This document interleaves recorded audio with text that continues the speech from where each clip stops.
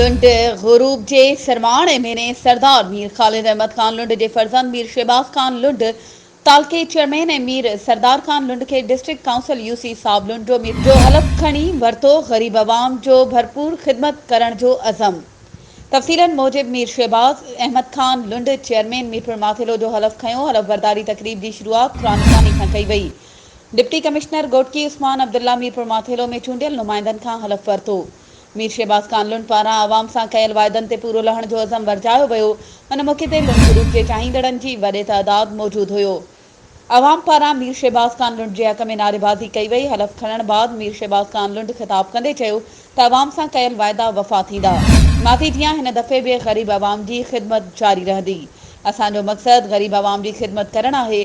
असां ग़रीबनि जी ख़िदमत करणु चाहियूं था। असांखे मिलियल ही उहिदा ग़रीब आवाम जी अमानत आहिनि।